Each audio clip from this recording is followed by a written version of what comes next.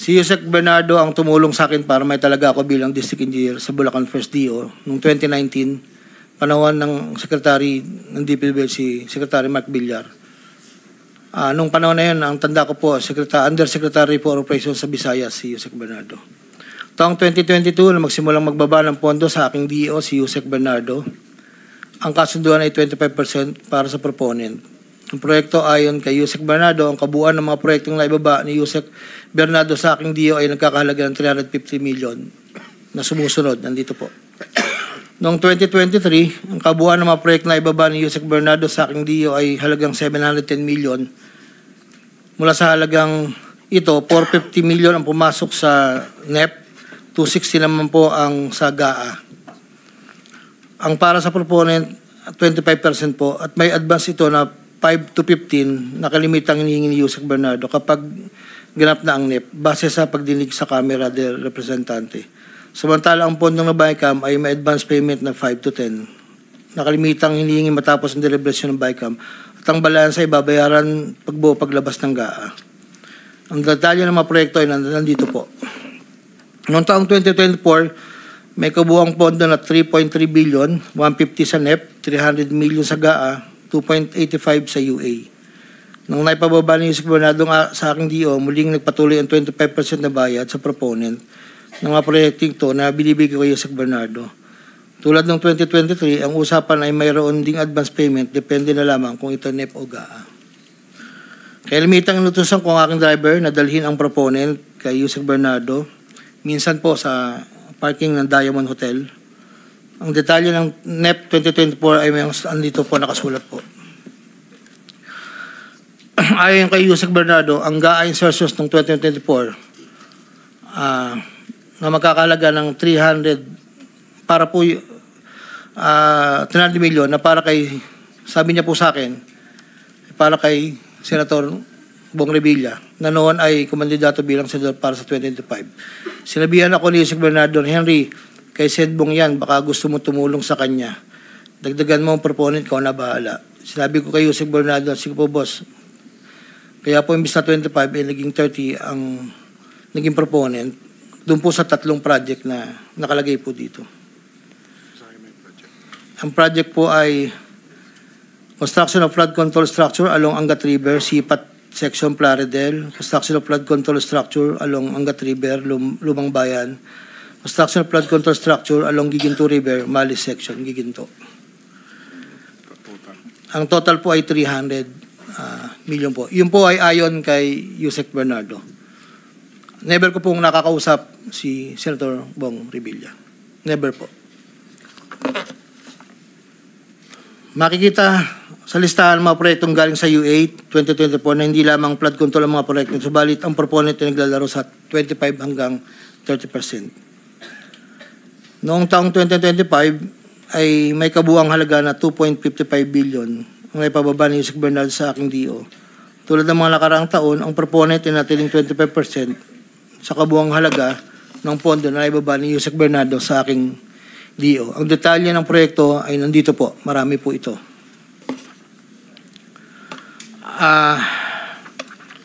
Taong 2022, yun nga po, nabanggit ko kanina, humiling si Senator Joel Villanueva ng proyektong multipurpose building, nagkakalaga ng 1.5B. Sa halagang 1.5B ay 600 million lamang ang napagbigyan na pondo para sa multipurpose building. Hindi po ito napagbigyan, kaya napilitan kaming gumawa ng paraan ni Yusek Bernardo.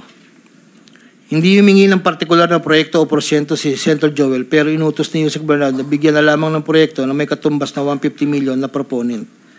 Dahil dito, nabigyan si Senator Joel ng proyektong Unprogrammed Operations ng 2023, nagkakalaga ng 600 million na pawang mga flood control ng mga proyekto at kung saan susumahin na 25% na proponent ay may halaga na 150 million. Hindi alam ni Senator Joel na flood control ang mga proyektong nailan sa kanya dahil ang aking pagkakalam ay ayaw po ni Senator Joel ang project na flood control. Ang halagang 150 million dila ko sa rest house sa Barangay Igulot, Bukay, Bulacan, na iniiwan ko po sa tao niya na ang nagangalan lang pong Peng. Sinabi ko kay Peng na pakibigay na lang kay boss, tulong lamang yan para sa future na plano niya. Hindi po nila alam na doon galing yon sa flood control. Matapos po na hindi na po kami nagkausap. Sa kay Senator Jinggoy naman po, sa pagkakatanda ko, nasa 2024 budget hearing kami sa Senado. Kasama ko si Yusek Bernardo sa pagitan ng alas 9 hanggang alas 10 ng gabi.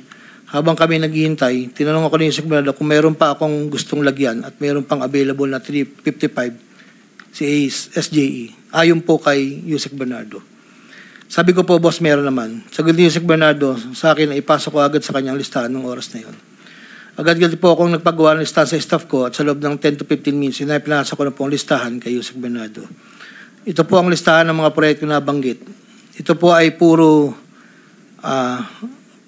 pumping station po with floodgates. Ito po ay phase 3. Dahil may nauna na pong phase 1, phase 2. Ito po ay 7 project.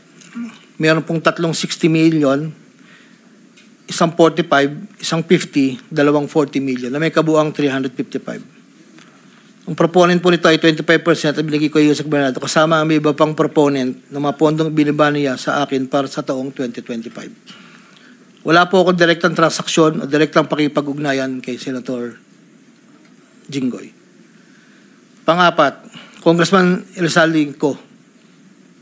Noong September 2021, nagkakilala kami ni Congressman Saldico sa isang pagtitipon meeting sa Shangri-La, Bonifacio. Doon ay napag-usapan namin ang plano ni Kong Saldi na sumubok na magbaba ng pondo papunta sa aking distrito para sa iba't ibang proyekto. Pagkalipas ng higit kumulang na 1 buwan mula sa aming unang pagkikita, ako ay nagpasa sa kanyang listahan ng mga proyekto na may kaugnayan sa flood control at ang mga proyekto yung tayo lumabas sa General Appropriations Act of 2022 na nagkakahalaga ng, andito po, 1, 2, 3, 4, 5, 6, 6 na proyekto po to at ang pagkakatanda ko po to ay 519 million, ang una po.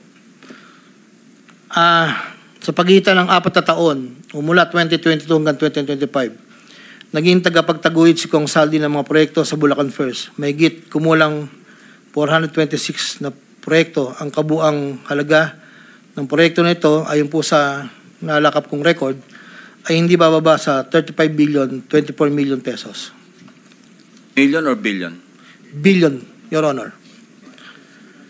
Andito po yung summary. Pwede ko pong state, Your Honor. Go ahead. Sa taong 2022, yun po yung una. Bycam lang po ito ayon sa record ko po. 519 million.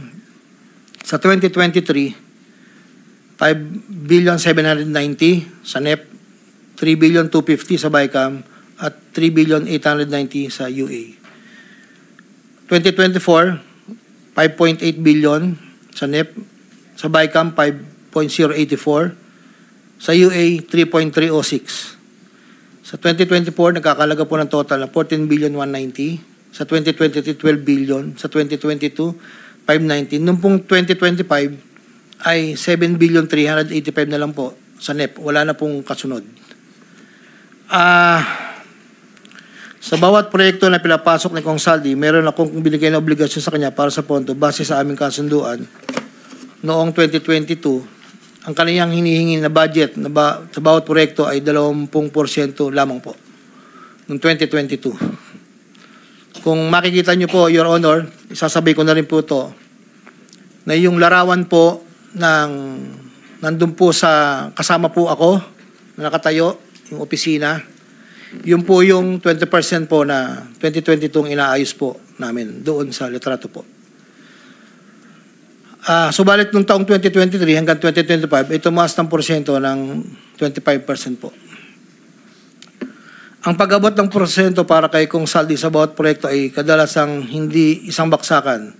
Ito rin ay nakadepende kung paano na ipasok o na-insert. Kapag ang proyekto ay napasok sa NEP, ang unang 10% ay agarang binibigay ko kay Kong Saldi. Habang ang balanse na 15% ay paglabas na po ng GAA within 1 to 2 months. Iniipon ko muna po yan bago po ipadala sa kanya. Kapag ang proyekto naman ay naipasok ng Kong Saldi sa Bycam, ang unang 10% ay binabayad sa kanya matapos lumabas ang GAA at ang balancing 15% ay binibigay makalipas ng 2 buwan mula nang maaprubahan ng GAA. Pero kapag proyekto ay naipasok gamit ang UA, ang 25% ay agarang iniipon ko pat ibinibigay kay Kong Saldi. Ang pambayad para kay Kong Saldi ay nanggaling sa mga advances mula sa kontratista, pero hindi na alam ng mga kontratista kung para kanino ang advance na yon. Ang pera na nakalaan para kay Kong Saldi ay dinadala sa akin. Ako naman po ang nagdadala o naghahatid na hinihinging porsyento ng Kong Saldi sa iba't ibang tao niya. Hindi ko po siya na-meet during pagdadala. Ang tao niya po ay may alias lang Paul at Mark. Dahil sila po yung nag-message po sa akin through Viber, disappearing message po iyon, na doon ko po dadalhin. May isa o 2 beses na dinala ko sa parking lot ng Shangri-La Hotel, Bonifacio Global City, ang porsyento ni Kong Saldi. Paminsan-minsan man, inahatid ko ito sa kanyang bahay sa Ladybug Street, Valle Verde 6, Pasig City. Mula Ortigas po, kakaliwa ka stoplight, may gate kakanan, kakaliwa kakanan, makikita na po yung bahay. Minsan po, inuutos ko lang po, minsan po ako po ang nagbababa. May tao lang pong tatanggap, tapos po, iiwalan ko na po. Dinagdag ko na dahil lumulobo ang pondo ng Bulacan, napag-usapan namin kong Saldi na kung meron akong pwedeng mapagbabaan sa iba't ibang district engineering office. Nang dahil dito, noong 2020 hanggang 2025, nagbaba si Kong Saldi sa sumusunod. Bulacan 2nd, 573 million. Tarlac 1st, 2023, 1.350. Sa 2024, sa UA, 1.650. Tarlac 2nd, 925. Tapos 2024, 1.025 billion. Pampanga, sa 2023, 1.125 billion. 2024, 75 million lang po. Wala pong alam yung mga tao doon na DE. Ako lang po ang kausap nila. Hindi po alam nila yun ay kay Kong Saldi. Dahil ako lang po, hindi ko po pwedeng sabihin kung saan nanggagaling. Ito po, ang mga iba naman pong nagbababa ay nakilala ko ang kumpanyang Partstar. Ngunit kahit pamilyar ako sa Partstar, hindi ko kilala ang may-ari nito. Naging tauhan ng Partstar ang kilala ko na MK. Na-meet ko po siya sa district. Meron po siyang project na isang tulay na inabutan ko before. Sa pagkakalam ko, si MK ay anak ng may-ari ng Partstar. Nagkaroon ng pagkakataon ng 2020 na lumapit sa akin si MK na Partstar na nakiusap na humingi ng listahan para sa flood control. Ayon kay plano raw nilang lakarin ng pondo para sa mga flood control projects. Ako'y nagbigay sa kanyang listahan at nalumabas naman po ito sa GA at UA. Kinaklaro ko na wala akong alam o personal knowledge kung paano nakuha ng Partstar ang pondo at kung sino ang kausap nila para masiguro ang pagkuha ng pondo. Hindi po ako knowledgeable doon. Basta nagbibigay lang po ako ng listahan. Ang proyektong iginawan na Partstar ay pinunduan mula sa National Expenditure Program at papondong itilakda ng bicameral conference. Ayon po sa record. Ito pa po, meron pong 2022, si Commissioner Mario Lipana po ay nanghingi rin po sa akin ng listahan. Taong 2023, nakapagbaba po siya sa UA ng 500 million. 2024, 400 million. 2025, 500 million. Wala akong personal knowledge kung paano nila nakuha ang pondo at kung sino kausap nila. Ang listahan ng mga proyektong naipasok ni Com Lipana ay nakalakip sa sinumpang salaysay sa annex po. Andito po lahat yung detalye.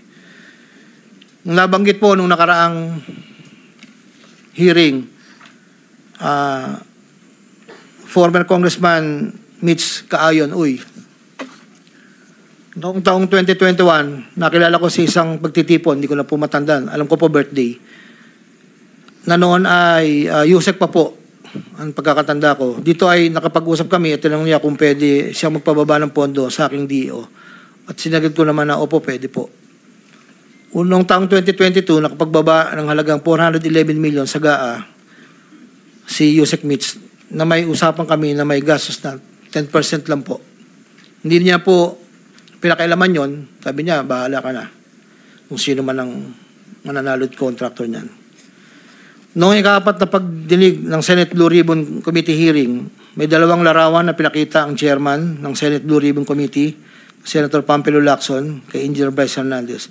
Isang larawan sa isang lamesa na puno ng pera at doon ay makikita ang aking presensya na kung saan ay ako'y nakasuot ng blue na shirt at ito ay sa conference room ng lumang opisina namin. Para po sa kalaman, lahat po ng pera na yon ay para sa BICAM ni Kong Saldi. 519 million na may 20% proponent noong 2022. Ito po ay galing sa iba't ibang mga kontraktor na nakuha ng mga proyektong naipababa ni Congressman Saldi. Ang pangalawang larawan naman po ng pera na nakasalansan sa isang bilyaran ay para sa proponent ng 2023 na 5.79 billion na dadalhin namin kay Kong Saldi na sa aking pagkaalala ay nagkakalaga ng 579 bilang 10% advance payment. Aking nireserba ang aking pagpasa sa karagdagang sinumpang salaysay kung sakaling ito ay mabibigyan muli ng pagkakataon. Ginagawa ko ang sinumpang salaysay na ito upang pakita ang aking kusang loob na pakipagtulangan sa sinasagawang bisyo sa Senado, sa House of Representatives at iba pang ahensya ng pamahalaan, kaugnay ng mga anomalyang proyekto ng DPWH, at upang matuluyang palagutin ang lahat ng mga taong sangkot. Ilan po, Your Honor. Pwede bang pirmahan mo yung sinumpang salaysay para maibahagi sa mga miyembro ng committee ito nang sa gayon, mamaya kung meron silang gustong tanungin, at least pirmado mo yung sinumpang salaysay. Your Honor, dahil in good faith po ako, kahit wala po akong inaasahan pa kung ano ang mangyayari sa akin, I will sign this. Nagpapatunay na ako po ay willing po makipag-cooperate. I will sign this one po. Salamat po.